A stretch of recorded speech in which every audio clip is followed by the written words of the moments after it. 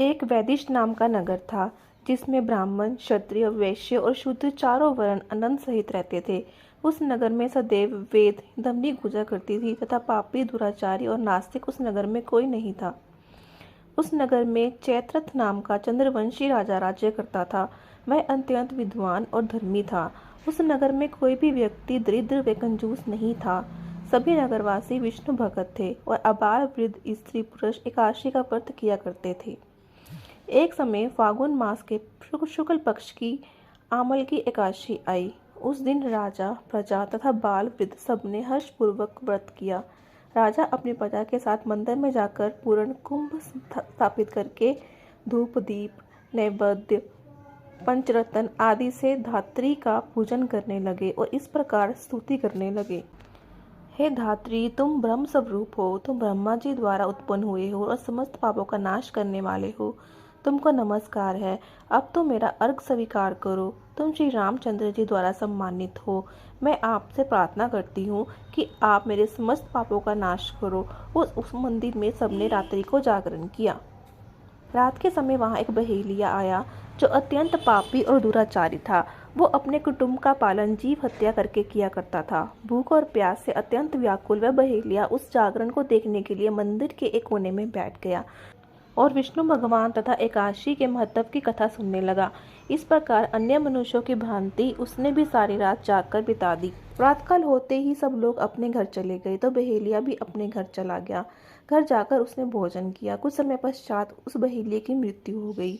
मगर उस आमल की एकादशी के व्रत तथा जागरण से उसने राजा विदुरथ के घर जन्म लिया और उसका नाम वसुरथ रखा गया।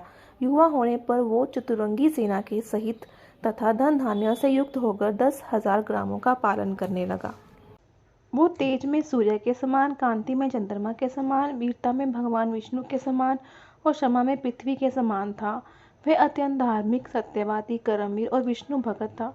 वह प्रजा का समान भाव से पालन करता था। दान देना उसका नित्य कर्तव्य था। एक दिन राजा शिकार खेलने के लिए गया। देव योग से वह मार्ग भूल गया और दिशा ज्ञान न रहने के कारण उसी वन में एक वृक्ष के नीचे सो गया।